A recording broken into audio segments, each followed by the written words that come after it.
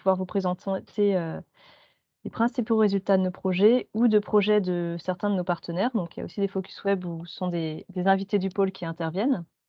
Aujourd'hui, c'est un petit peu mixte du coup avec Olivier Patou de l'AVEM qui est partenaire du projet Bioréférence en tant que tel et Léa par contre qui intervient, plutôt en tant qu'extérieure à nos projets. Donc ces focus web sont destinés à vous présenter des résultats intéressants qui sont issus de la recherche et ou du terrain. Ils peuvent aussi être amenés à vous donner la parole, hein, c'est aussi le but. Vous serez bien évidemment invité à réagir en cours de webinaire sur ce qui vous sera présenté. Ce sont aussi des temps qui nous permettent d'approfondir et d'échanger sur certains sujets et qui sont réfléchis pour s'adapter à vos besoins. Donc on essaie de cibler des thématiques, qui peuvent être intéressantes et qui vous sont propres. Donc ces focus web sont organisés par le pôle Biomasse Centrale. Pour ceux qui ne connaissent pas, on est une association reconnue d'intérêt général implantée, à côté de Clermont-Ferrand et donc l'objet de l'association, c'est de promouvoir le développement de l'agriculture biologique sur le Massif central, via la recherche-développement et notamment la création, diffusion et valorisation de connaissances. Et donc le Massif central, c'est un massif composé de 4 régions qui vont, du massif du Morvan en Bourgogne, jusqu'à l'Aveyron, au sud et de l'Aix-Limousin, donc Nouvelle-Aquitaine, jusqu'aux portes de Lyon, dans le Rhône pour l'Auvergne-Rhône-Alpes. Voilà, l'idée donc c'est de vous accompagner, vous, acteurs de la bio ou acteurs de l'agriculture en général, pour plus de bio local et durable sur le Massif central. Donc aujourd'hui, on va vous présenter des résultats du projet Bioréférence. C'est un projet piloté par le pôle bio depuis 2015 et qui vise principalement à produire des références techniques et économiques, en agriculture biologique pour favoriser le développement de ce mode de production. Donc sur 5 filières pardon, de ruminants: bovin lait, bovin viande, ovin lait, ovin viande et caprin. Et il y a aussi eu des focus thématiques, réalisés depuis 2015, donc notamment celui qu'on va vous présenter aujourd'hui sur la santé animale. Que Olivier vous en dira un petit peu plus là-dessus. Et donc là, la tranche 3 du projet est en cours jusqu'à la fin de l'année et il se poursuivra, dans les années à venir avec, un nouveau projet qui garde le nom de Bioréférence pour la période, des prochaines années. Voilà. Donc je vais laisser la parole à Olivier Patou, je le laisserai se présenter aussi. Du coup, ben, moi, je me présente Olivier Patou, je suis un des vétérinaires de l'AVEM. L'AVEM, c'est un groupe conventionné qui travaille avec 180 élevages du sud Aveyron, essentiellement en brebis et en petits ruminants. Euh, du coup, on va passer à la diapo. Du coup, là, je vais vous présenter un. Ah oui, ce que je n'ai pas dit, oui, quand même. Tu l'as un petit peu dit, mais ce webinaire sera co-animé, je dirais, avec Christelle Naillet, Catherine Experton et Léa Rouzeirol de l'INAO. Donc, du coup, on va s'appuyer sur un mémoire qui a été fait dans le cadre de Bioréférence par Estelle Legendre en 2019, qui visait à regarder quelle était la gestion de la santé animale dans les élevages ruminants bio du Massif central, avec un focus sur l'utilisation des produits, je dis volontairement des produits vétérinaires, c'est-à-dire médicaments allopathiques et autres produits à base de plantes ou minéraux. Du coup, ouais, diapo. Du coup, l'objet, bon, je ne vais pas aller trop dans le détail de bioréférence. Donc, c'était l'objectif de bioréférence, comme l'a un petit peu dit Aurélie tout à l'heure, c'était lever un frein au développement de la baie dans le Massif central et surtout pour pallier au manque de références technico-économiques. 21 partenaires, des gens de la recherche, des instituts techniques, organismes de conseil, les chambres, les associations d'éleveurs, l'enseignement, 4 actions principales. Vas-y, ouais, les 4 actions, donc du coup, ça s'affiche pas, bon. 4 actions, le réseau, l'action 1, une action 2 qui était surtout de produire des références innovantes, fourrage, grande culture, cohérence avec les milieux, la diversification des systèmes. Une action 3 qui est sur pour renforcer l'utilisation des références produites au niveau du conseil et de l'enseignement auprès des lycées agricoles. Et une action 4 qui était plutôt la mise en place de la gouvernance et des actions transversales. Et nous, le focus group s'inscrit vraiment dans l'action 2 de produire des références. Et donc, le focus santé, on va zoomer aussi sur le focus santé maintenant, avait pour objectif donc de voir et de cerner mieux la cohérence des systèmes en bio et de voir comment était gérée la santé. Il y a eu une vingtaine d'enquêtes qui ont été réalisées. On verra qu'il n'y en a pas eu tout à fait 20, 4 par filière, ce qui était prévu au départ. Et le but était de mieux caractériser les niveaux de consommation en médicaments allopathiques et autres produits alternatifs dans la gestion de la santé. En même temps, de mieux apprécier le coût des traitements bio et aussi d'évaluer avec une méthode, on va la voir laquelle, le nombre de traitements par an et par animal et de comparer ces références aux résultats déjà obtenus. L'idée étant de trouver une méthode qui puisse comparer les différentes filières entre elles. Donc, si on rentre un peu plus dans cette enquête, alors c'est un petit peu le point faible, c'est pour ça qu'on était un petit peu. On s'est demandé comment on allait pouvoir présenter ces données. Donc, c'est des données qui ont été acquises dans le cadre du projet Bioréférence sur des enquêtes qui ont été faites sur l'année 2017, enquêtes réalisées en 2018 et traitées en 2019. Donc, c'est vrai qu'aujourd'hui, on est en 2022. On va donc traiter, je continue à vous présenter des données qui ont été collectées en 2017, ça fait 5 ans.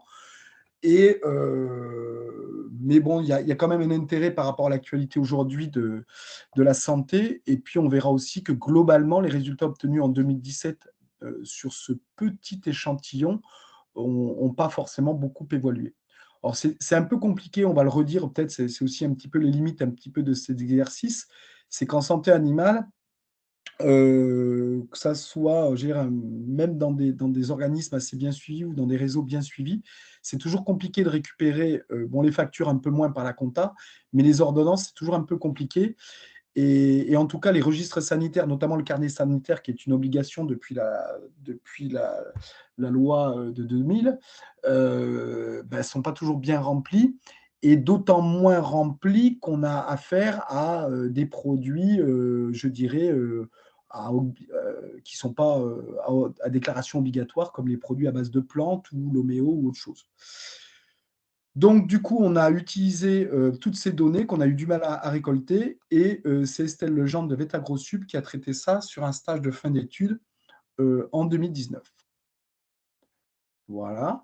Donc, du coup, à chaque fois, les données ont été collectées à partir d'un fichier Excel, enfin rassemblées sur un fichier Excel, par catégorie de médicaments.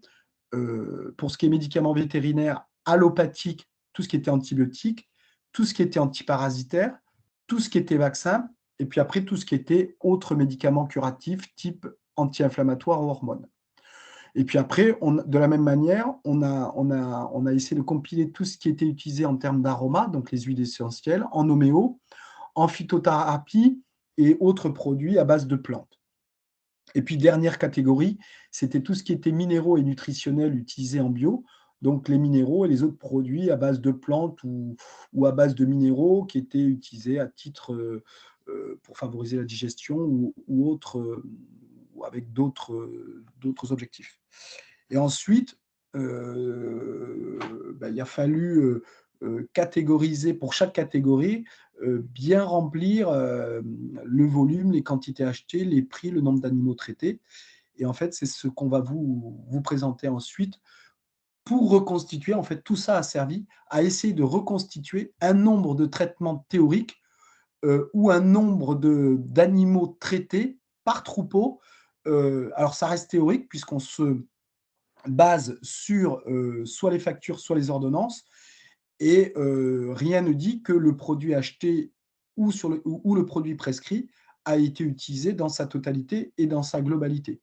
Nous, dans ce contexte-là et dans la méthodologie, on fait en sorte qu'à partir du moment où il a été acheté ou prescrit, il a été utilisé en totalité par l'éleveur sur ses animaux, ce qui donne une petite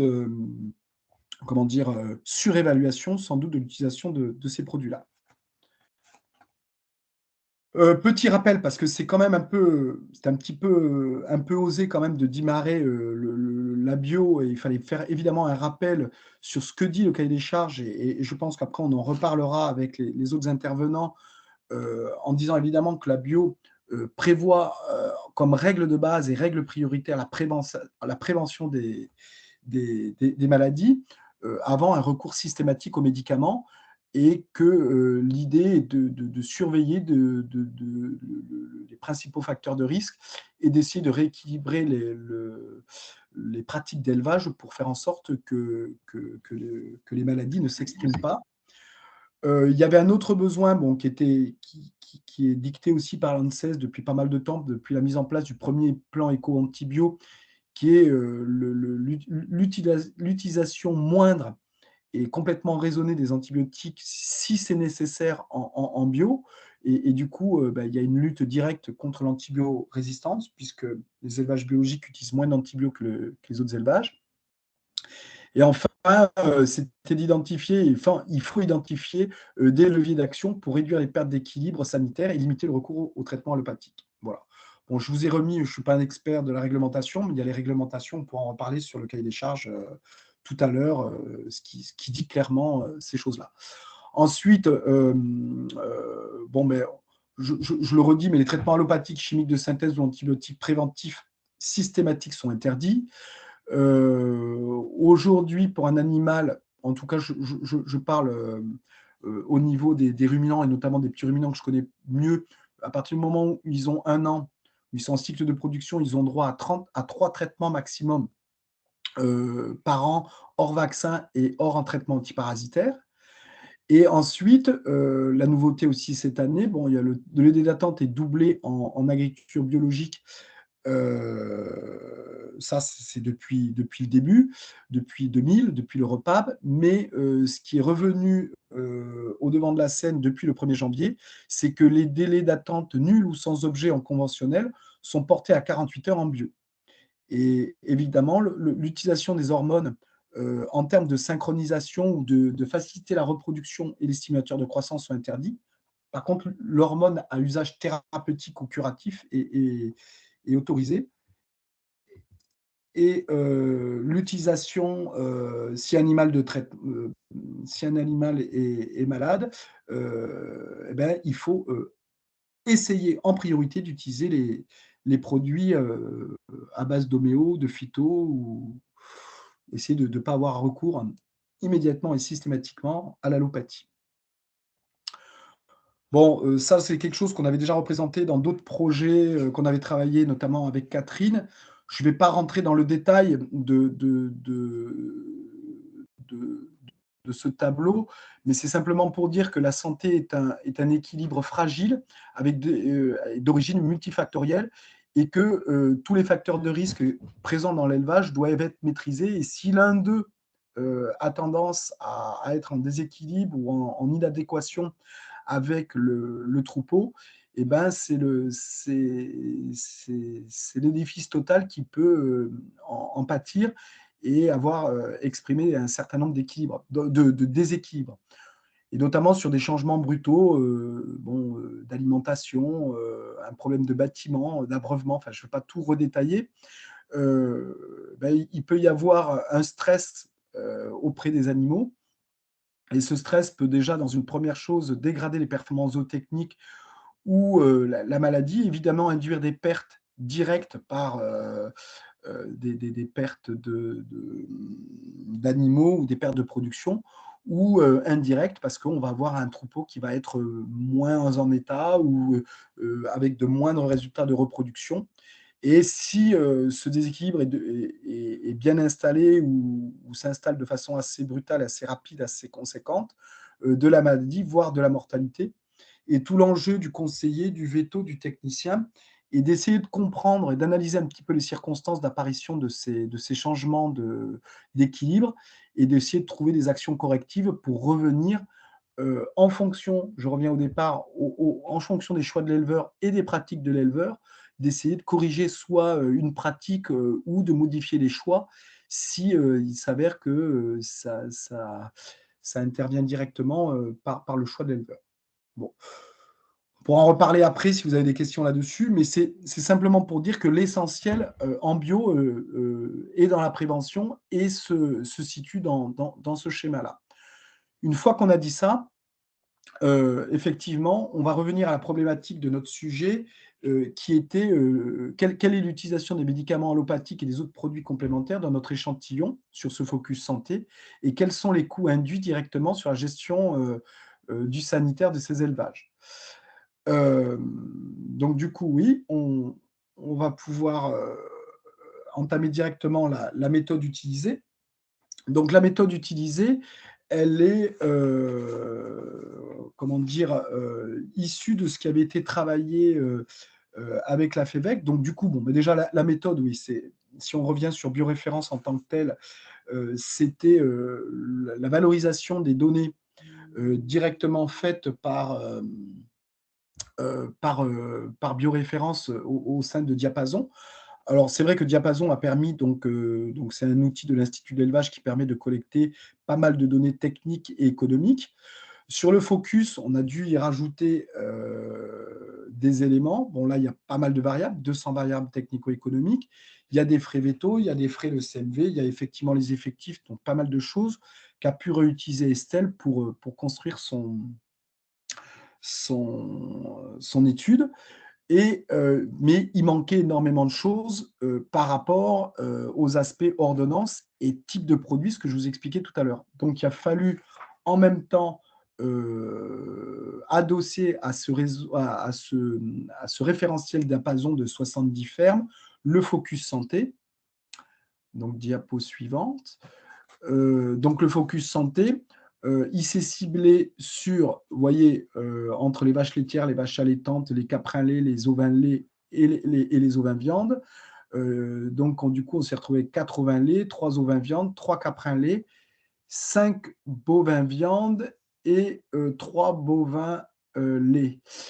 Du coup, des 20 enquêtes prévues au départ, on est tombé à 16 enquêtes parce qu'il y a des enquêtes qui n'ont pas pu être exploitées, 18 ateliers puisqu'il y avait des exploitations qui avaient plusieurs ateliers, 11 enquêteurs, quelques questions qualitatives sur les problèmes sanitaires majeurs rencontrés, les solutions mises en place et stratégies. Bon, là, on obtenait un peu pas mal de réponses que je vous présente pas là, qui figurent dans le rapport d'Estelle. Et puis, on s'est du coup attaché à vous présenter plutôt les questions quantitatives sur les produits, les quantités et les coûts. Et donc, du coup, une double approche par le niveau d'exposition à ces produits et le coût, en intégrant évidemment tout ce qui est produit à base de plantes. Alors, on a utilisé un indicateur. Alors, NIVEA, c'est le niveau d'exposition aux antibiotiques. C'est quelque chose qui n'est pas très nouveau, c'est quelque chose qui avait été mis en place par l'ANSES dès le premier plan éco-antibio pour pouvoir suivre l'exposition et les consommations d'antibiotiques, mais à une échelle, on va dire, plutôt macroscopique, au niveau de chaque filière ou au niveau régional ou au niveau des filières, comme j'ai dit. Donc, NIVEA en français, ALEA en anglais. Donc, se calcule comme étant le rapport du poids vif d'animaux traités par les antibiotiques sur le poids total des animaux. Il a une valeur qui est comprise entre 0 et 1. 0, ça veut dire que le troupeau n'est pas du tout traité, ne reçoit aucun antibiotique, si on est dans le cadre de l'aléa, du NIVEA. Et si l'aléa est égal à 1, ça veut dire qu'au moins tout le troupeau a été traité une fois. Et s'il est supérieur à 1, ça veut dire que tout le troupeau que le troupeau a été traité un peu plus d'une fois. Donc 3 étapes sont nécessaires. La création d'un glossaire pour lister tous les médicaments et tous les produits qu'a reçus le troupeau. Ensuite, donc là, vous voyez ce type de glossaire. Donc ça, c'est sur le petit tableur Excel qu'on a construit avec les gens de la FEVEC, avec Philippe Sulpice. Donc, ça permet donc de centraliser tous les produits qui ont été utilisés, de voir les doses, les doses maxi, la durée de traitement, et c'est ce qui permet donc de reconstituer théoriquement le traitement. Ensuite, on applique Bon, le calcul du poids vif traité sur l'exploitation. Bon, alors là, c'est vrai que ça reste un peu théorique, mais sur, les brebis, on prend 70-75 kilos. Sur les vaches, on prend souvent 600 kilos. Voilà. Et enfin, le calcul du poids vif présent sur l'exploitation de plus d'un an. Du coup, ça veut dire aussi que l'on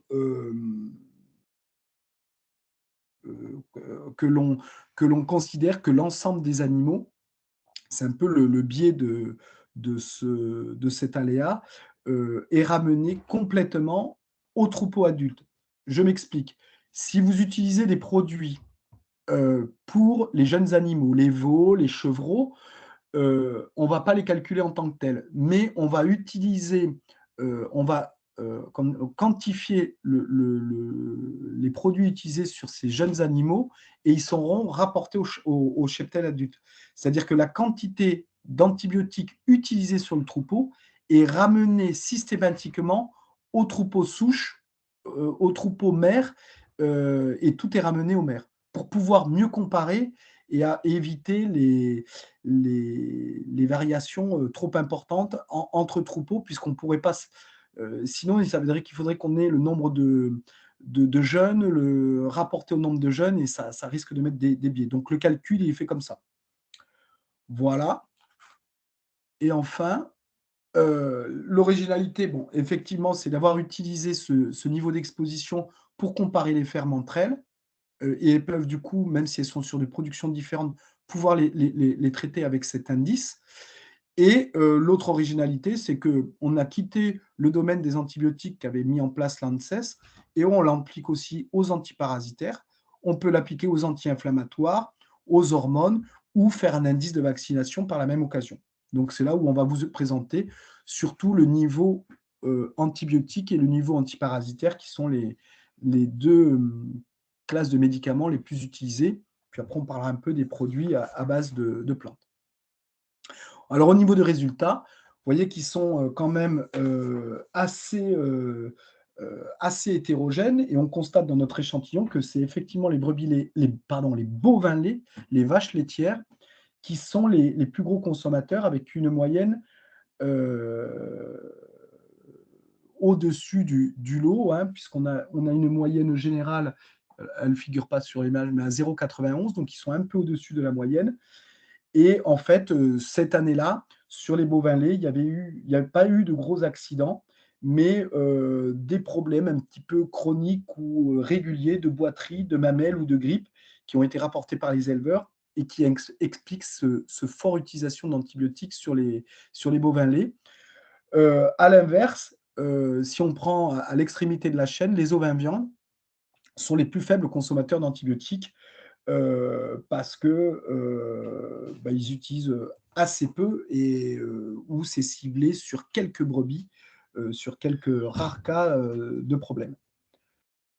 Bon, de manière générale, on peut dire quand même que les gros animaux, hein, bovins, on va dire, sont beaucoup plus exposés aux antibiotiques que les petits ruminants, en tout cas sur cet échantillon-là. Et c'est un petit peu aussi on va le voir par la suite, c'est un petit peu vrai de façon générale aussi par ailleurs. Alors, si on passe aux antiparasitaires, c'est une toute autre histoire. Et vous voyez que la courbe est complètement inversée. Et là, les plus gros consommateurs sont effectivement les petits ruminants et notamment les ovins viande à cause des agneaux, où on se retrouve avec presque un indice à 6, à 5-6. Hein, ça veut dire qu'il y a le troupeau ou l'ensemble du troupeau est traité 5 ou 6 fois dans l'année, contrairement à 0,5 sur les vaches laitières. Et puis après, bon, les petits ruminants, les caprins et les ovins de lait sont un petit peu au-dessus, avec 1,14 à 1,67, 1 à 2 traitements, sachant que la moyenne de notre échantillon était à 1,60 en tenant compte de cette forte utilisation chez les ovins viande. Et je le répète, à cause des agneaux sous la mer et les agneaux à l'herbe. Voilà. Alors, sur les médecines alternatives, ça a été compliqué de construire un indice parce que autant, ça a été compliqué, je le répète, parce que ça pas une mince affaire de récupérer les données sanitaires et les données, médicaments, même si c'est obligatoire. Sur la phyto ou les médecines dites alternatives, il y a moins d'obligations. Et du coup, on se retrouve confronté à, un manque de protocoles ou de protocoles fiables comme on est passé un an après, les éleveurs ne se rappelaient pas forcément, comment ils l'avaient utilisé, sur combien de jours, et du coup, c'était très difficile de reconstituer le niveau d'exposition comme on a pu le faire, avec les médecines allopathiques, les médicaments allopathiques. En tout cas, ce qui est ressorti, c'est que la phyto, c'est la médecine alternative préférée des éleveurs, c'est celle qui est utilisée le plus souvent. Une utilisation plus faible en élevage allaitant, et on se retrouve avec quelques élevages d'utilisateurs inconditionnels, tellement inconditionnels qu'en termes de coûts de production ou en termes de coûts sanitaires, ça en devient presque un peu fou ou déraisonnable, on va dire. Voilà. Alors, si on revient sur les coûts, alors je répète, on est sur des choses sur des enquêtes de 2017, enquêtes faites en 2018. Donc, on se retrouve avec des frais vétérinaires en bovin lait qui étaient proches des 62 € par UGB et des frais de compléments minéraux autour de 34 €, ce qui reste relativement important. Et vous voyez que la répartition des différents éléments dans le schéma. Et effectivement, on se retrouve grosso modo, pas tout à fait au double, mais presque, entre les frais vétos et les utilisations des CMV par rapport aux bovins viande. Bon, du coup, ça, c'est logique, il y a rien de très différent par rapport à ce qu'on peut voir dans le reste des filières. Sur les petits ruminants, on se retrouve avec, par UGB, donc là, on vous le compare en UGB, quelque chose assez similaire entre ovin viande, ovin lait, ce qui retrouve quelque chose autour de 49 €, 51 € par UGB. Si on le ramène à la brebis, si on considère qu'un UGB, c'est 7 brebis, bon, ben, 7 fois 7, 49, on tourne autour des 7 € de frais vétos en brebis lait et un peu plus de 7,20, 7,30 en brebis viande. Avec aussi là, en brebis viande, une grosse part de l'allopathie, qui est, comme on l'a montré tout à l'heure, essentiellement, pour pas dire exclusivement, des antiparasitaires. Voilà. Sur les ovins de lait, bah, c'est un petit peu plus, il y a beaucoup d'antiparasitaires effectivement. Il y a un petit peu, on le verra tout à l'heure sur une autre diapo, un peu d'antibiotiques et aussi un peu de vaccins. Voilà. Alors, le coût des médecines alternatives, vous voyez qu'en euros par UGB, il peut être très, très différent. Donc là, on a essayé de vous classer les différentes classes de produits, on va dire, de produits dits alternatifs, ou en tout cas soit à base de plantes ou à base de ferments, de probiotiques. Donc, vous voyez quand même que c'est la phytothérapie, ce qu'on disait tout à l'heure, qui est la plus utilisée, avec, on frise les 13 € en bovin lait, on est à plus de presque 17-18 € en ovin lait, et les bovins viande, les caprins et les ovins sont ceux qui utilisent le moins. Et on a pas mal d'utilisation de probiotiques chez les ovins lait et les ovins viande, surtout pour les agneaux. Et en ovin lait, il y a aussi une utilisation qui est faite par rapport à des préventions sur des risques listeria pour les gens qui sont en fourrage conservé humide et qui peuvent en utiliser aussi un petit peu. Mais l'essentiel est quand même utilisé sur les agneaux. Un petit peu d'aromathérapie. Aujourd'hui, moi, j'aurais tendance à dire qu'il y a un peu moins de phyto et qu'il y a un peu plus d'aroma qui est utilisé que ce qu'on a pu observer en 2017. Voilà. Alors, si on compare nos résultats, et si on les actualise, j'ai essayé d'actualiser un petit peu pour essayer de rendre, on se retrouve avec des résultats proches de ce qu'avait fait l'INRA avec Marc Benoît et Gabriel Léniel en ovin, avec une moyenne proche de 7 €, due essentiellement aux antiparasitaires, on l'a bien vu. Des frais similaires aux moyennes de bioréférence par ailleurs. Philippe Sulpice de la FEVEC avait montré des NIVEA, où je vais vous le montrer, il y a le tableau derrière, à 0,226 et 0,16, ce qui est quand même bien supérieur à ce qu'avait fait la FEVEC. Donc, on est presque en Beauvallée 4 fois ou 3 à 4 fois moins, plus que ce que montrait la FEVEC. En Valais, des niveaux très inférieurs aux résultats de la VEM. On avait fait une étude en 2017, où on était autour de 0,37. Et sur le niveau d'exposition aux antiparasitaires en bovin lait, à peu près identique à ce qu'avait montré Philippe Sulpice en 2019. Donc, les problèmes majeurs des élevages restent le parasitisme sur les petits ruminants et les problèmes de mamelles sur les bovins laits. Alors, si on rentre un peu plus dans les détails, bon, ça, c'est les boîtes qu'on avait fait sur les études en 2016 et 2017 sur les aléas, donc le NIVEA fait sur les études, les élevages de la VEM. Donc, il y avait une soixantaine d'élevages qui avaient été faits. Là, ce qui est intéressant de voir, c'était la coopération bioconventionnelle en 2016. Donc, vous voyez qu'on était relativement bas. J'aurais pu rajouter le truc, ouais, 0,37. Un peu plus faible en bio qu'en conventionnel en 2016. Et vous voyez, c'est pour ça qu'il faut le regarder, il y a vraiment des effets années. Et en 2017, on était proche des 0,4 avec une quasi-correspondance et avec une box, là, une boîte à moustache qui est très, très comparable des bio et conventionnels en 2017. Donc, c'est juste qu'il faut vraiment prendre ça avec prudence et le regarder échantillon par échantillon et année par année, où c'est jamais vraiment la même chose, on ne peut pas tirer de grandes généralités. Ensuite, si on regarde les résultats de la FEVEC, bon, je passe vite, là, c'était pour vous donner un petit peu ce qu'avait fait Philippe sur les élevages, le nombre d'élevages et le nombre d'UIV. Donc les UIV, c'est les unités d'intervention vétérinaire, c'est en gros, ça ne correspond pas tout à fait à un UGB pour les gros animaux. Pour les génisses, vous voyez que c'est 0,20 UIV. Et en 2018, il y avait 20% d'élevage en bio sur les conventions FEVEC. Ensuite, si on regarde les résultats, donc sur l'ALEA, donc le NIVEA, diapo suivante, voilà. Donc, on se retrouvait avec des choses intéressantes, beaucoup plus faibles que ce qu'on voit. 0,24, 0,33 en bio pour ce qui était de l'antibiotique par voie générale, puisque normalement, ouais, je ne l'ai pas dit, dans l'ANSES et dans la définition de l'ANSES, l'antibiotique était dans l'ALEA originel, les antibiotiques intramammaires n'étaient pas, on n'en tenait pas compte.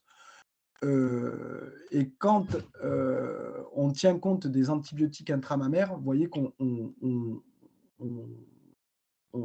on augmente considérablement l'aléa, notamment celui de la FEVEC, et on se rapproche d'un peu ce qu'on a vu, alors que nous, pour le projet Bioférence, on a compté l'ensemble des médicaments qui soient intramammaires ou pas intramammaires. Bon, ça, c'est un point de méthodo qu'on peut discuter, mais du coup, ça relativise un petit peu le meilleur résultat des élevages de la FEVEC. Voilà. Et si on revient sur les ovins laits, là, je vous ai refait une progression. Alors, ce n'est pas sur l'aléa, mais c'est les données qu'on avait, parce qu'on n'a pas recalculé les aléas directement, avec notre partenaire du CETA de l'herbolait, Thierry Tourignan, qui nous aide sur les données bioréférences. On vous a recompilé sur l'échantillon qui est suivi une comparaison bioconventionnelle de 2017 à 2021, là, pour voir un petit peu comment ça évolue. Et vous voyez qu'entre le préventif et le curatif, on se retrouve, alors on n'est pas tout à fait aux 7 euros, on est un peu moins que les 7 euros par brebis, on arrive à 6 euros en 2021, avec une relative stabilité sur le curatif. Hein. Le curatif, c'est essentiellement les antibiotiques et les anti-inflammatoires, donc ce n'est pas tout à fait de l'aléa là que je vous présente, c'est une autre présentation par rapport au coût, et quelque chose qui est très comparable avec le conventionnel. Et la différence, c'est qu'il y a un peu moins de préventif qu'en conventionnel, mais d'année en année, on se rapproche énormément du conventionnel, à cause notamment des antiparasitaires, et notamment des gens qui sortent de plus en plus, ou des gens en bio qui se retrouvent avec des contre-saisons ou plus marquées, et notamment des traites tardives, où les gens sortent les brebis du printemps jusqu'à l'automne et se retrouvent de plein fouet confrontés au parasitisme. Il y a et chez les conventionnels, pour expliquer la différence, il y a un petit peu plus un peu moins d'antiparasitaires et un peu plus de vaccins. Voilà, ou des antiparasitaires de façon un peu équivalente, mais la différence se fait au niveau des vaccins. Ce qui fait donc un coût à la brebis, autour de 5-6 €, plutôt 6 € en bio sur notre réseau et autour de 7 € en conventionnel. Ce qui fait un coût vous êtes à 2 centimes, 2,6 centimes, au litre de lait et on se retrouve avec des coûts, au litre de lait comparables en bio et conventionnel. Donc suivant, bon les limites, hein, de l'étude, c'est vrai que ça reste sur un tout petit échantillon. Je rappelle 16 élevages, étudiés avec une répartition spatiale non homogène et aussi interespèces. Le choix des exploitations, enquêtées ont été faites aussi à des éleveurs, assez motivés. Il n'y avait pas forcément des gros problèmes sanitaires, donc c'est pas facile à comparer. Un effet année possible, avec en tout cas un fort effet enquêteur entre les gens qui ont pu récupérer les données, qui se sont vraiment investis dans le focus, et les autres qui ont eu moins de facilité pour récupérer les données. Et puis ce NIVEA, ce que je disais, qui comporte des biais, tout ce qui est prescrit administré et pas d'infos sur les quantités utilisées ou le nombre d'animaux. Donc on est obligé de se référer à ce que dit l'AMM du produit. Donc tout ça, ça crée des biais. Et les autres limites de l'étude, c'est ce que j'ai répété, et je continue à le dire, et je pense que c'est sans doute un enjeu pour les années qui viennent, c'est de voir comment on arrivera à mieux valoriser ces frais vétos, qu'ils soient allopathiques ou non, hein, pour bien faire la différence entre les médicaments. Alors, ce qui est difficile, c'est de faire dans la comptabilité la différence entre les médicaments, les actes, les analyses, les autres produits de santé, les cotisations. Donc, tout ça, il faut trier tout ça pour savoir à quoi on a affaire. Et puis, quand on est sur les produits à base de plantes, c'est de savoir à quoi c'est utilisé, pourquoi c'est utilisé et avec quel protocole et avec quelle posologie. Et souvent, on se heurte parce que en fonction de l'animal, l'éleveur ne va pas forcément toujours faire le même traitement. Donc, on se retrouve à récupérer presque de la donnée individuelle, ce qui complique la synthèse derrière ou la collecte de données. L'étude des médecines complémentaires se limite au coût et ne prend pas en compte les médecines manuelles, énergétiques. Bon, ça, c'est vrai. Bon, c'est plus peut-être anecdotique, mais c'est quand même vrai. Et les médecines alternatives n'apparaissent pas toujours dans les documents sanitaires et comptables. Bon, c'est ce que je venais de vous dire. Ça reste un problème pour analyser de façon fine ce qui se passe en élevage. Enfin, bon, en guise de conclusion, puis on peut ouvrir la discussion donc ça revient du point de vue méthodologique, ça serait bien de systématiser l'utilisation de ces indicateurs, NIVEA, NIVEAP, pour mesurer l'évolution et comparer les pratiques sanitaires et l'évolution de l'utilisation notamment des médicaments allopathiques, hein, et d'essayer de montrer leur diminution, si, en tout cas ça serait bien. Et puis toujours, hein, rappeler qu'en bio, et évidemment en conventionnel, mais que l'objectif est de favoriser une approche intégrée de la santé, de favoriser la prévention et l'usage des médecines alternatives, hein, même si on parle avant tout on parle aussi de produits allopathiques, mais l'essentiel reste là-dessus, sur le schéma que je vous montrais au début, hein, l'approche globale de la santé.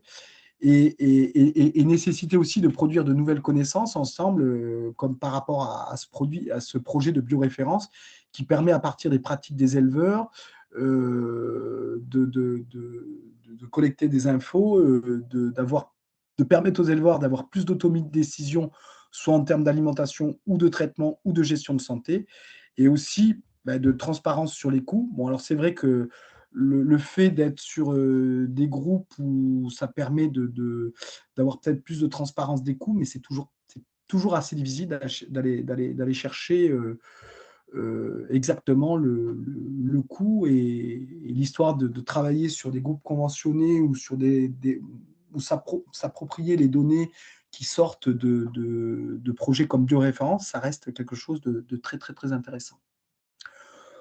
Voilà, merci. Moi, je suis prêt à répondre aux questions. Je ne sais pas si on fait une petite session de réponse maintenant ou. Oui, on peut revenir sur certains petits points.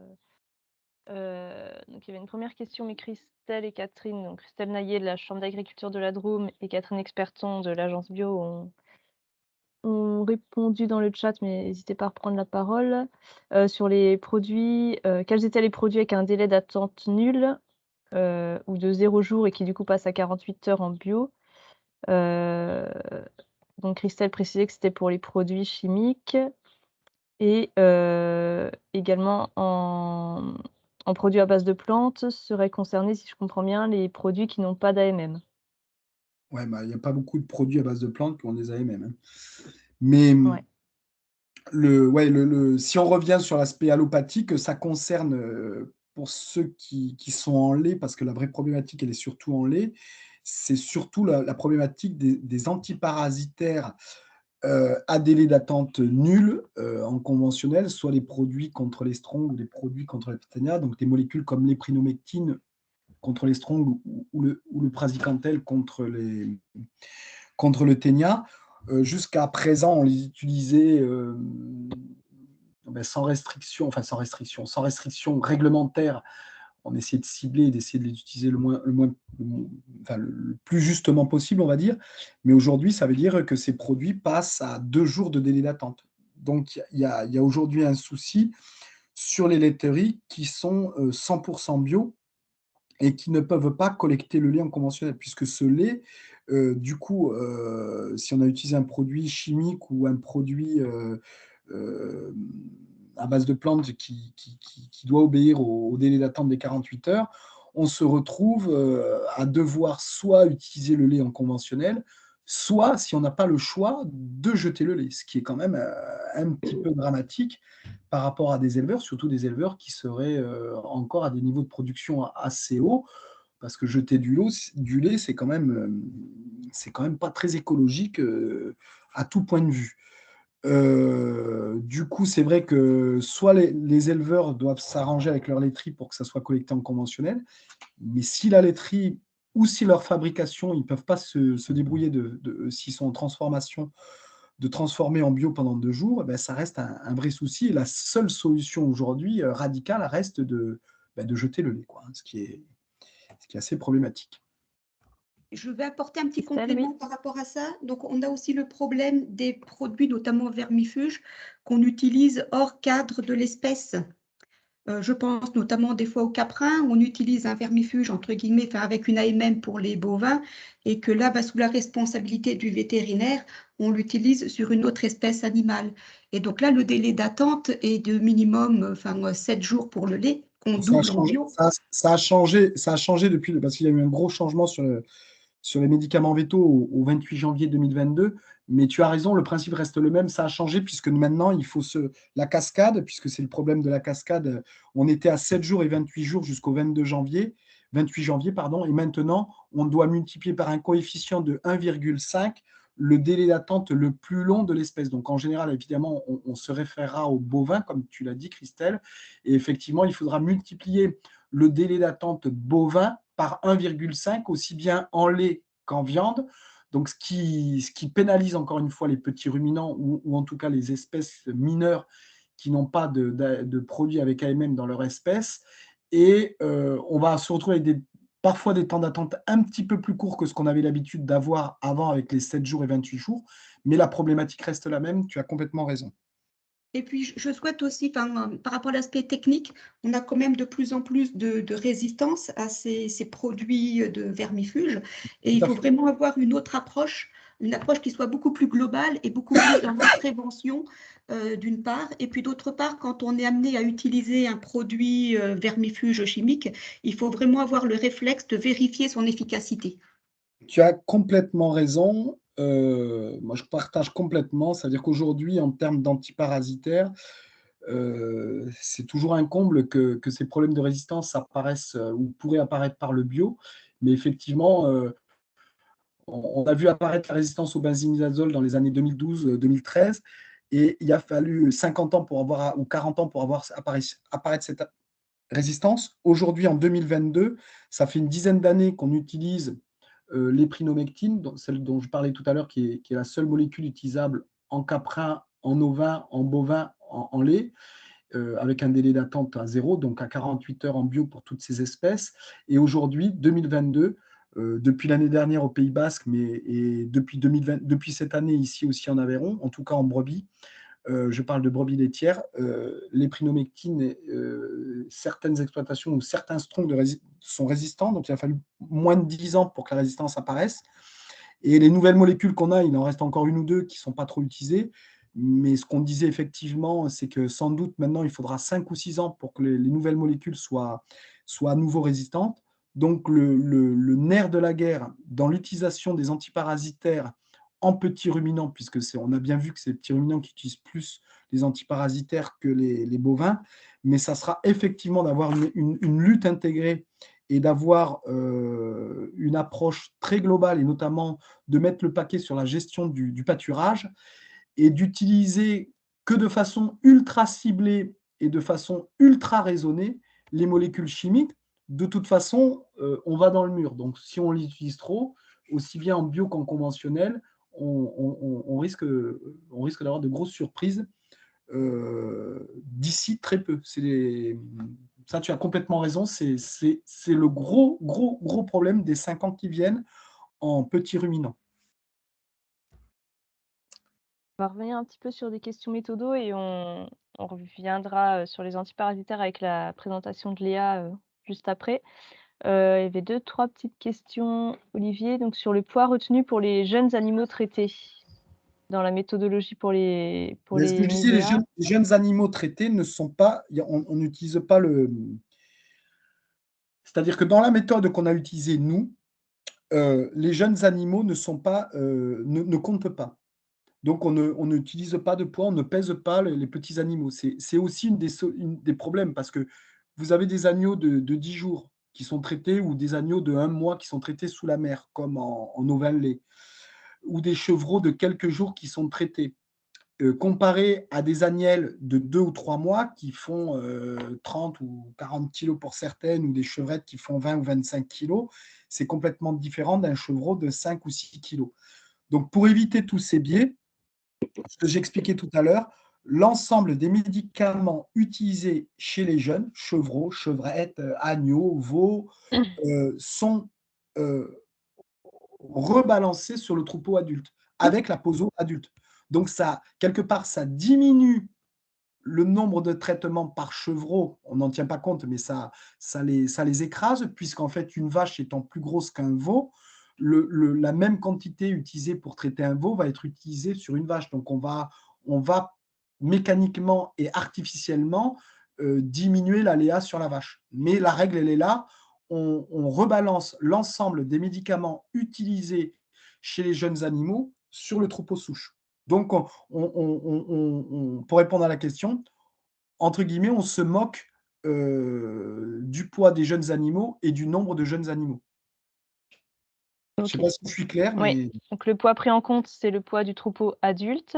Voilà. Et les quantités de médicaments comptabilisées, ce sont celles du troupeau adulte et jeune. On considère que tout est donné aux adultes. Exactement, c'est dans ça. cette méthode. Voilà. OK. C'est Très plus bien, clair, merci. c'est mieux dit. Merci. Est-ce que les frais vétérinaires que tu as présentés incluaient les honoraires et les produits, ou seulement les produits? Que les produits. D'accord. OK, bah, très bien. Merci. Il y a pas mal de réactions sur les antiparasitaires et les délais d'attente. Mais ce que je vous propose, c'est qu'on passe la parole à Léa, qui va nous parler notamment de ces éléments-là, et du coup, on pourra revenir sur ces discussions. Alors Léa, normalement, tu dois pouvoir prendre la main sur le partage d'écran. Et donc, c'est bon. Vous voyez mon écran? Oui, on voit ton écran. Tu peux passer en présentation diaporama, je pense. Et donc voilà, je vais vous remettre dans le chat. Vous pouvez consulter l'ensemble des résultats du projet bioréférence sur le web, et notamment les résultats du Focus Santé. Je vais vous mettre ça dans le chat, et je laisse la parole à Léa. Vous voyez la présentation en plein écran là? Oui, c'est très bien, merci. Moi, je suis Léa Rousérol, chargée de mission à l'INAO au pôle agriculture biologique, et je m'occupe de tous les sujets relatifs à l'élevage, et j'anime entre autres la commission production animale du CNAB, du Comité national de l'agriculture biologique. Donc c'est un groupe de travail qui va expertiser tous toutes les questions relatives à la réglementation européenne de l'agriculture biologique, donc on va en parler un peu juste après. Et on propose des évolutions et on suit l'évolution de la réglementation européenne pour pouvoir la transposer dans le guide de lecture français.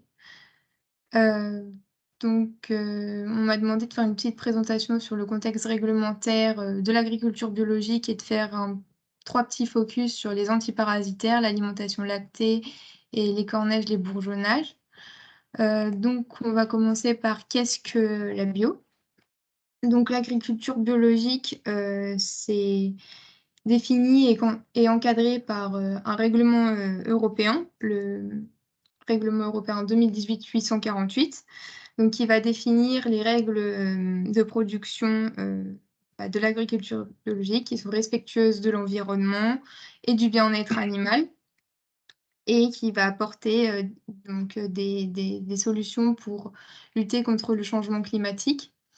Il y a aussi un grand objectif qui est un peu moins connu, c'est produire des produits de haute qualité. Donc ça, c'est 3 grands principes sont inscrits dans le règlement européen. Ce même règlement va s'assurer que les mêmes standards de qualité soient respectés donc partout dans l'Union européenne, tout au long de la chaîne de production, donc de la production à la commercialisation, donc en passant par la transformation, l'étiquetage, tous les processus de certification pour les agriculteurs et les autres opérateurs qui interviennent tout au long de cette chaîne, et également jusqu'à l'importation des produits biologiques. Donc pour garantir que les produits sont bien conformes aux règles de production qui sont inscrites dans le règlement européen relatif à l'agriculture biologique, donc ils sont contrôlés tout au long de la filière et ils sont certifiés. Et lorsqu'ils sont certifiés biologiques, ils peuvent apposer donc le logo Eurofeuille, donc qui est à l'écran, et qui va garantir qu'ils sont bien produits conformément aux règles qui sont inscrites dans ce règlement européen. L'agriculture biologique, elle s'inscrit aussi logiquement dans l'objectif Farm to Fork, donc du pacte vert européen, donc le Green Deal, qui a un objectif de tendre vers un système alimentaire qui est plus respectueux de l'environnement, qui est plus sain et plus équitable. Le règlement européen de l'agriculture biologique, donc il a plusieurs grands objectifs que je vous ai détaillés plus tôt. Et pour répondre à ces objectifs, il y a des principes qui sont inscrits dans ce règlement. Donc on va prendre l'exemple par exemple du bien-être et de l'autonomie des élevages, donc qui sont 2 principes inscrits dans ce règlement.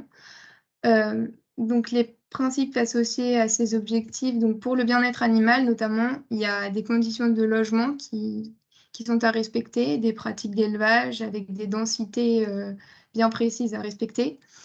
Donc un accès aussi également permanent à des espaces de plein air lorsque les conditions vont le permettre. Donc ça, c'est un principe qui peut également être associé à l'autonomie des élevages.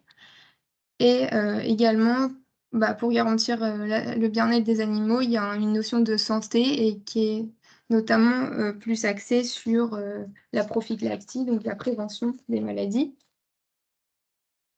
Et pour l'autonomie, donc un des grands principes de la bio, c'est que tout le monde connaît, c'est de restreindre l'utilisation des intrants. Donc on a seulement une liste positive qui peut être utilisée en agriculture biologique. C'est également normalement une production qui doit être adaptée au type et qui doit être liée au sol, donc local. Et des animaux qui doivent être biologiques, donc nés sur l'exploitation bio et qui sont nourris principalement avec des aliments biologiques. Donc en résumé, l'agriculture biologique, c'est une démarche individuelle, donc les agriculteurs sont libres de s'engager à respecter les règles de production de la bio qui sont inscrites dans le règlement européen. Cela va concerner des produits agricoles bruts et transformés. Donc, les produits transformés doivent contenir au moins 95% d'ingrédients biologiques et les 5% restants doivent être soumis à des conditions strictes. Et donc, de plus, on peut apposer le logo, donc soit AB, soit l'Eurofeuille présenté plus tôt sur le produit lorsqu'il a été contrôlé conforme au cahier des charges bio. Et on peut également cumuler plusieurs autres logos et signes de qualité comme les AOC, les AOP, les labels rouges et l'IGP. Donc maintenant, je vais vous faire les petits focus réglementaires, donc présenter les points qui sont inscrits au règlement et sur tout d'abord les antiparasitaires. Donc tout d'abord, il faudra se rappeler des objectifs et des principes de la bio en la matière. Donc premièrement, que la gestion de la santé doit essentiellement être basée sur la prophylaxie et le recours limité au traitement allopathique chimique de synthèse. Mais lorsque, en dépit des mesures préventives que l'on a prises, un animal venait à être malade ou blessé, il doit être traité immédiatement puisqu'on a un objectif aussi de santé animale et de bien-être pour pouvoir éviter toute souffrance, douleur. Mais en même temps, il faut garantir l'intégrité des produits biologiques, d'où le fait qu'on doit respecter un délai d'attente, un temps d'attente après l'administration d'un traitement allopathique chimique de synthèse. Donc comme l'a rappelé Olivier Patou, depuis le 1er janvier 2022, les traitements allopathiques doivent subir un temps d'attente qui doit être doublé et qui doit être fixé au minimum 48 heures. Donc les traitements allopathiques dont le délai d'attente est de 0 doivent être on doit attendre au minimum 48 heures avant de pouvoir commercialiser les produits issus de ces animaux comme biologiques.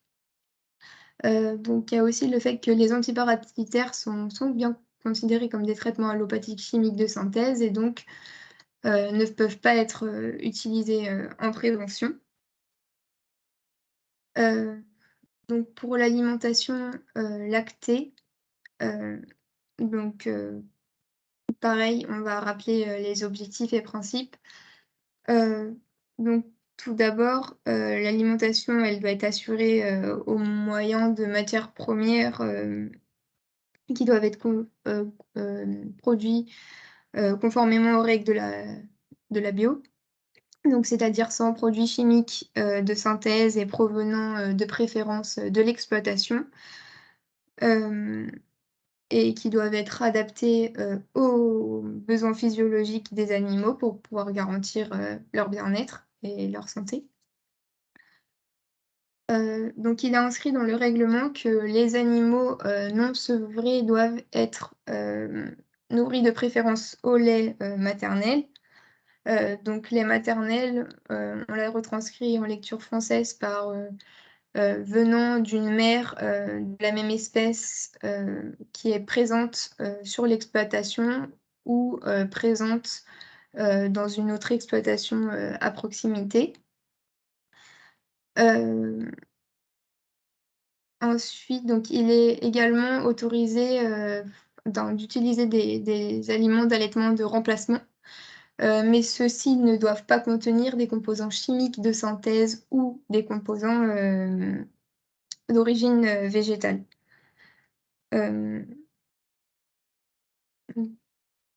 Donc nourrir les jeunes avec du lait non bio, ça constitue un manquement et ça peut être sanctionné si cette règle n'est pas appliquée. Et même si ça viendrait dans le cadre d'une prophylaxie contre une maladie qui est transmissible du lait maternel vers le jeune. Donc pour les cornages et les bourgeonnages, donc c'est des pratiques qui sont bien encadrées par le règlement bio. Donc elles sont autorisées, mais donc on ne perd pas l'objectif de bien-être élevé et de réduction au minimum de la souffrance, de la douleur et de la détresse. Donc ces opérations, elles peuvent être autorisées sous certaines conditions, lorsqu'en fait il est justifié qu'elles vont améliorer la santé et le bien-être des animaux. Heu, donc les cornages et les bourgeonnages sont autorisés au cas par cas à titre exceptionnel. Donc cela signifie qu'en fait, faut faire une demande de dérogation auprès de l'INAO pour pouvoir pratiquer ces opérations. Donc ces demandes sont instruites par les services de l'INAO qui vont accorder une réponse favorable ou défavorable en fonction des justifications qui seront apportées. Puisqu'on reste quand même sur des mutilations et qui vont normalement à l'encontre en première vue du bien-être animal. Donc il y a certaines conditions à respecter lorsque, en fait, une dérogation est accordée pour un écornage ou un ébourgeonnage. Donc tout d'abord, pour l'écornage, il faut s'assurer que c'est bien une urgence vétérinaire. Donc si c'est pas une urgence vétérinaire qui a été justifiée par la preuve d'une attestation notamment, hem l'écornage enfin, la dérogation ne pourra pas être accordée. Ensuite, les cornages et les bourgeonnages doivent être pratiqués par une personne qualifiée pour se rassurer de la bonne réalisation de l'opération. Et également, ces opérations doivent se faire sous un processus de prise en charge de la douleur. Euh, Donc, il est recommandé de prendre en charge la douleur de façon multimodale, donc tous les aspects de la douleur pour une réduction minimale. Donc pour les bovins, il est précisé que, la la, dans le guide de lecture une analgésie est obligatoire, avant l'âge de 4 semaines. Et une analgésie est obligatoire après l'âge de 4 semaines. Donc ça, c'est des recommandations du Conseil de l'Europe qui ont été inscrites dans le guide de lecture au niveau français. Donc là, je vous ai présenté les règles qui sont inscrites, enfin, et le cadre réglementaire de ces pratiques qui sont inscrites dans le règlement. Donc je vous remercie de votre attention et maintenant, si vous avez des questions, des remarques ou autres, voilà. Oui. Merci beaucoup Léa. Il y avait une question sur les bourgeonnages et les cornages notamment, quand tu dis ça doit être pratiqué par une personne qualifiée, est-ce que l'éleveur est considéré en tant que tel ou il faut que ce Alors soit quelqu'un c'est d'extérieur? un point qui est assez enfin qui est pas explicité vraiment dans le règlement, mais qu'on devrait expliciter au niveau français pour harmoniser la lecture, au niveau national. Mais enfin les dérogations qu'on instruit et qu'on accorde, oui, l'éleveur fait partie des personnes normalement qualifiées, au même titre enfin, il y a également les vétérinaires et les éleveurs. Mais peut-être pas pour dès qu'il y a anesthésie, il faut un vétérinaire. Pour Oui, les oui. cornages, je pense que c'est le veto. Et pour le reste, comme le dit très bien Léa, l'éleveur veto. Pardon, même en cas d'anesthésie locale, la piqûre dans le sinus, dans la tête du veau, je pense pas que le veto doit être là. Enfin, moi, les gens Ouais, qui le font tout seuls, hein. je suis complètement d'accord. Oui.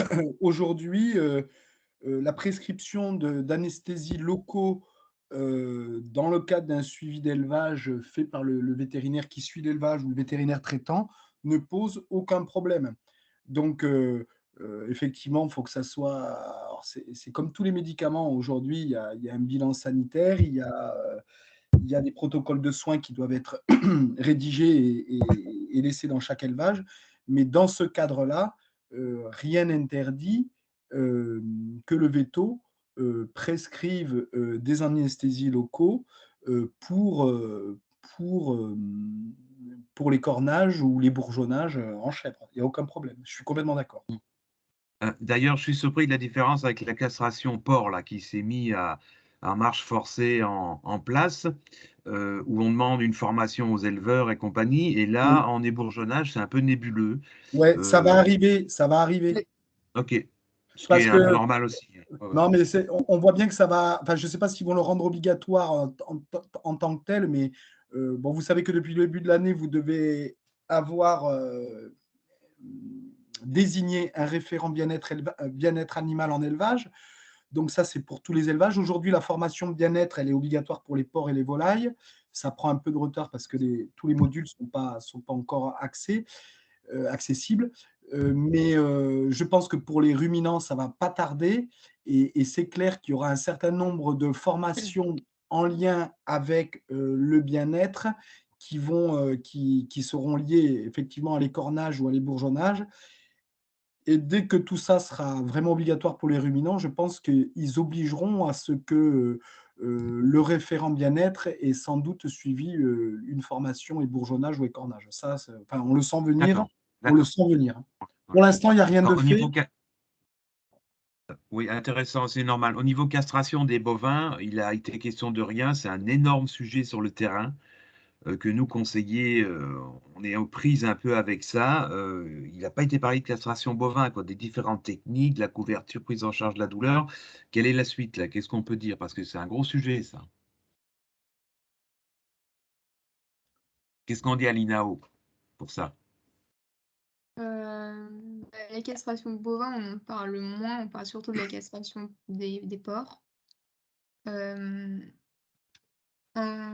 À vrai dire, en fait, le règlement autorise la castration lorsque ça va améliorer la qualité des produits. Donc, lorsque c'est en porc, c'est justifié puisque l'hormone, enfin, il y a une hormone qui va donner un goût et une odeur très particulière à la viande qui est moins, enfin, qui est pas très, qui est un peu C'est pas le cas rebutant en pour le bovin. consommateur. On n'est pas dans ce cas Et de figure en bovin.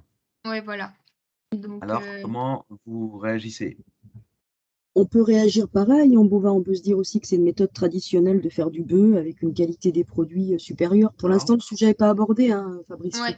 Faire Bah, dire. Ouais, après, c'est ça, mais le règlement, en fait, a des zones d'ombre. Donc, c'est pour ça qu'il y a une commission élevage, c'est pour aussi éclairer les débats.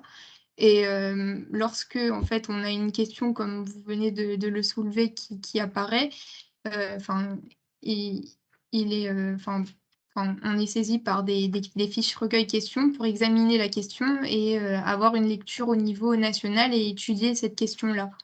Donc, si, la question, plusieurs éleveurs avaient cette même préoccupation ou autre, un collectif pourrait nous faire remonter une fiche question et on pourrait y répondre par des débats au sein de cette commission et faire valider notre lecture au niveau national, au Comité national de l'agriculture biologique, le CNAB, et pour pouvoir faire évoluer en fait le guide de lecture français.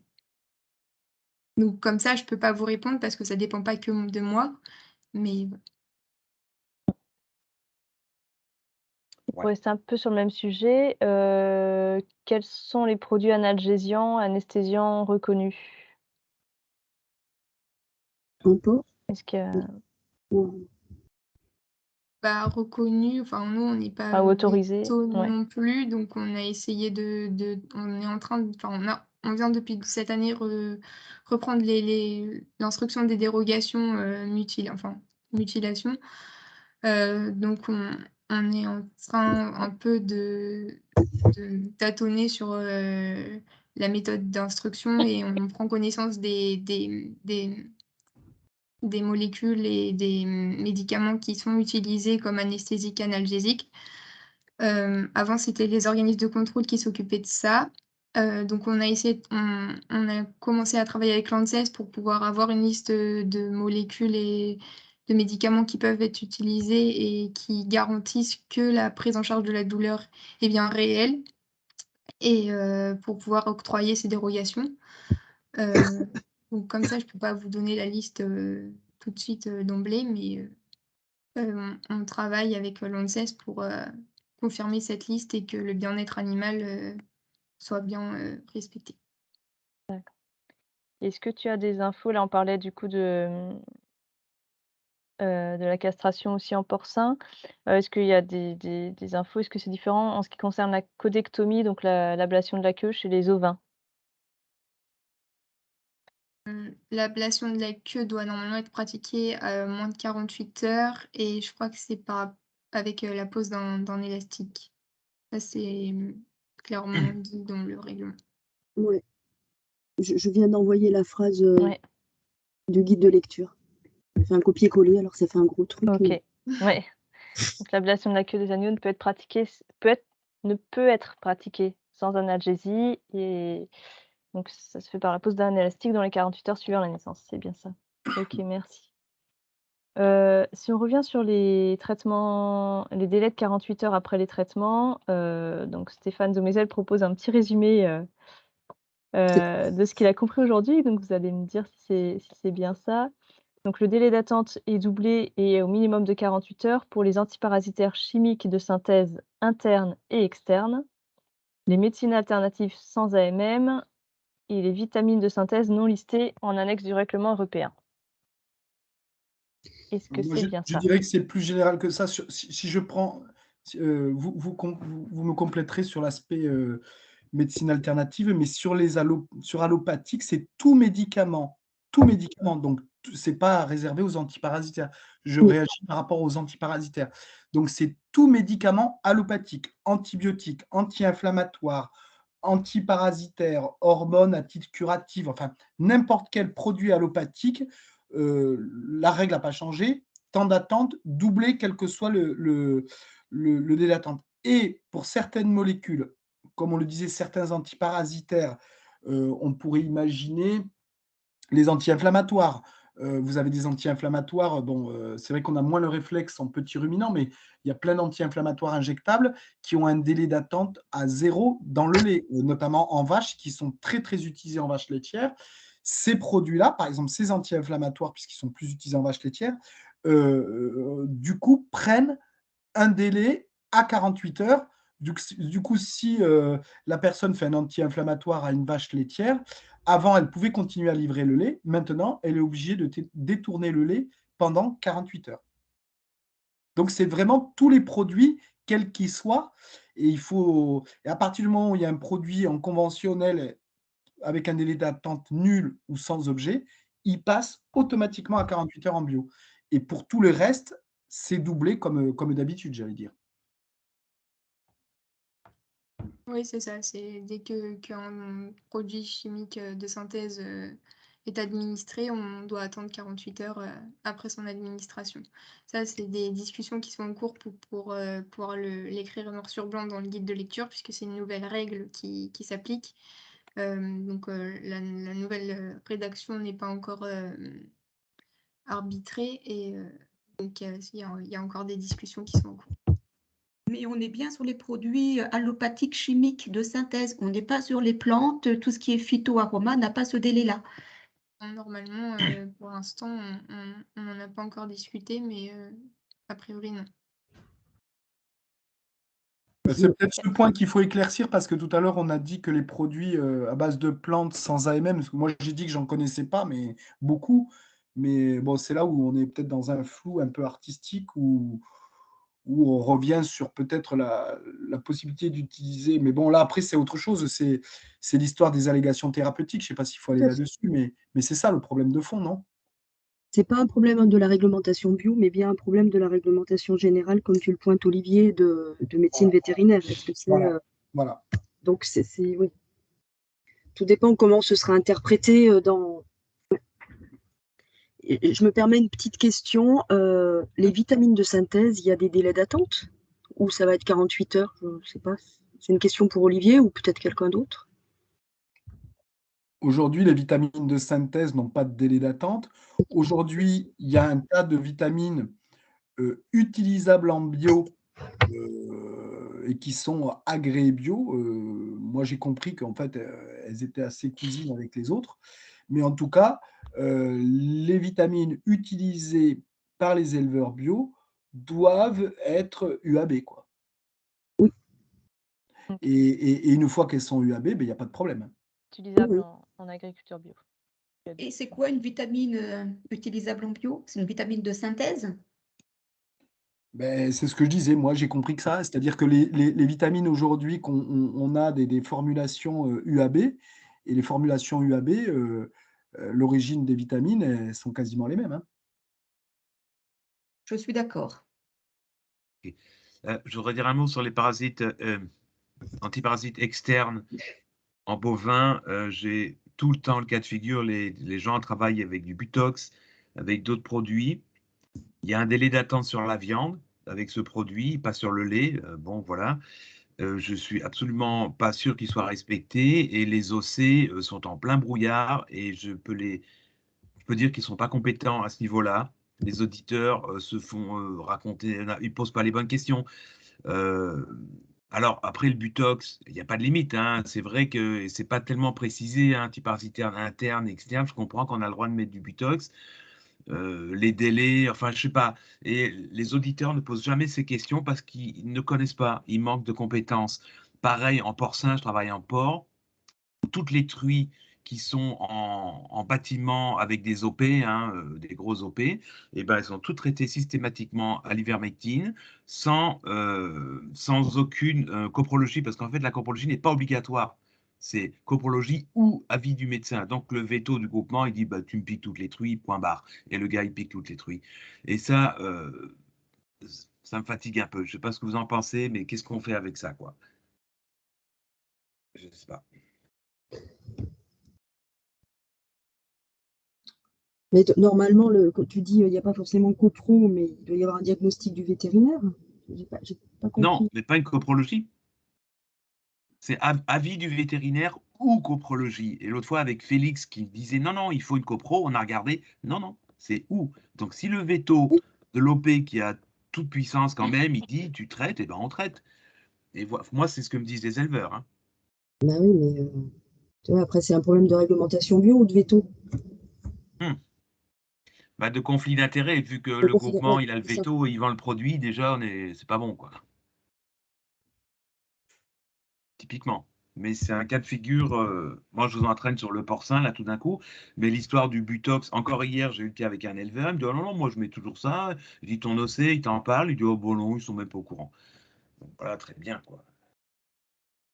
Et il y a un délai pour la viande. Et il n'y a pas que les adultes qui sont traités au Butox. Il y a les veaux, même ça se trouve, qui partent pour la boucherie pas longtemps après. Il y a 15 jours de délai pour la bidoche, quand même, hein. Enfin, je sais pas. Mais...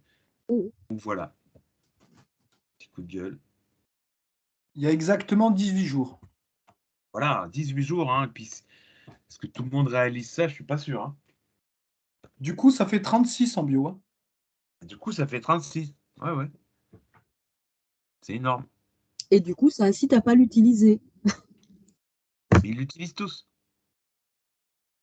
Enfin, moi, la grande majorité de mes allaitants, ils travaillent au Butox. Et contre les mouches, c'est vrai que c'est un problème. Mais puis il y a un autre produit là qui est utilisé qui a l'air encore pas mal. Je me souviens plus du nom là.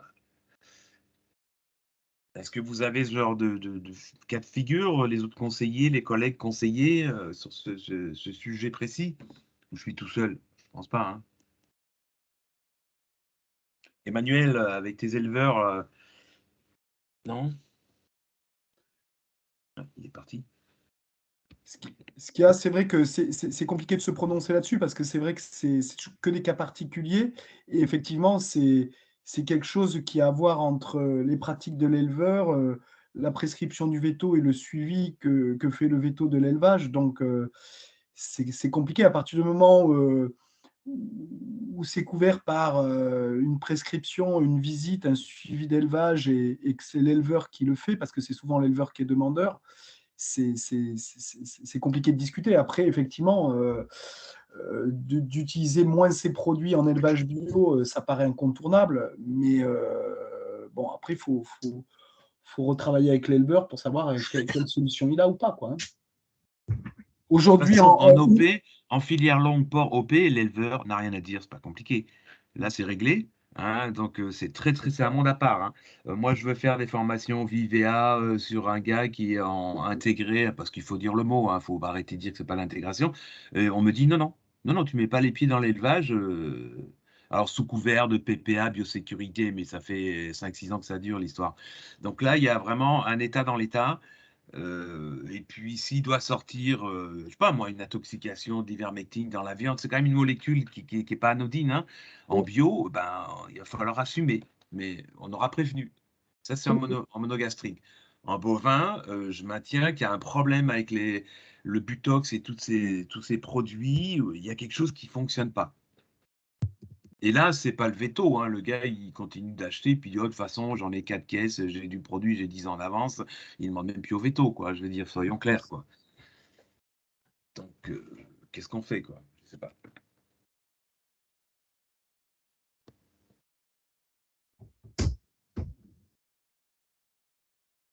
Ah, ça plombe un peu l'ambiance. Hein. Affaire à suivre. Je plombe l'ambiance. Merci Fabrice.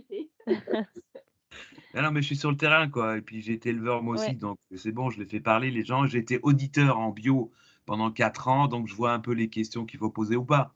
Donc, Oui, mais c'est intéressant, effectivement, c'est des sujets qu'il faudra aborder, mais comme on le disait tout à l'heure, ouais, il y a des sujets là-dessus aussi au niveau de la vision peut-être du bio et de la façon d'aborder les choses avec les éleveurs, quoi. Et Emmanuel, du coup, précise qu'il n'a pas suffisamment abordé le sujet, lui, avec les éleveurs qui suivent, donc ok. voilà, il est bien là, mais il n'y aura pas de réaction dans les médias. Et ben merci à tous. Je pense qu'on a fait le tour des questions. Est-ce qu'il y a d'autres réactions à chaud ou à froid sur d'autres sujets ou pour finir sur une note peut-être plus positive et encourageante? Catherine, Olivier ou Christelle? Non, c'est bon pour vous? Rien de particulier, il y avait encore une synthèse de Stéphane qui était bien. Oui, je te Les laisse. vitamines. Voilà, si elles sont listées et pas considérées comme un traitement, il n'y a pas de délai d'attente doublé. C'est sûr. Et après, pour rebondir, pour peut-être finir, mais c'est quand même la base. On en a parlé un peu pour les antiparasitaires, la résistance. Bon, pour les mouches, c'est vrai que tout ce qui est parasites externes, c'est peut-être un peu plus compliqué. Mais c'est vrai que la base, elle reste sur l'approche globale de la santé et surtout modifier les pratiques, enfin, sur le pâturage. Sur les mouches, ça sera tout, à partir du moment où il y a des vecteurs ou des insectes, c'est très compliqué de lutter. Alors, on peut utiliser des produits à base de plantes, mais on a toujours le problème de la rémanence. Donc, il y aura toujours, je pense qu'il y aura beaucoup d'utilisation par rapport au temps, aux tiques. Après, c'est vrai qu'on voit, nous, effectivement, il y a peut-être des gens qui utilisent moins systématiquement les produits à base de tiques, enfin contre les tiques, notamment le butox ou autre. Mais ça passe par le fait que l'éleveur puisse prendre le risque de ne pas utiliser tel ou tel produit antiparasitaire. Et sur les aspects strong ou sur les petits ruminants, c'est sûr qu'il y a un énorme boulot. Et là, on est tous contraints sur améliorer et changer les pratiques de pâturage. Avec cette double contrainte de l'obligation de pâturer, donc de s'exposer au pâturage, avec cette double contrainte du coût des matières premières qui augmente et d'inciter les éleveurs à pâturer plus tôt et mieux.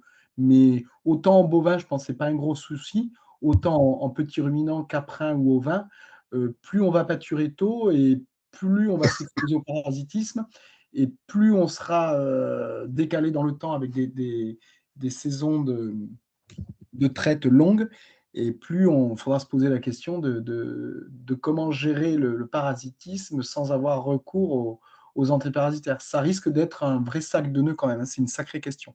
Mais les fondamentaux restent sur le changement des pratiques et pas sur l'utilisation de nouvelles molécules ou de produits de façon plus ou moins systématique, ça c'est sûr.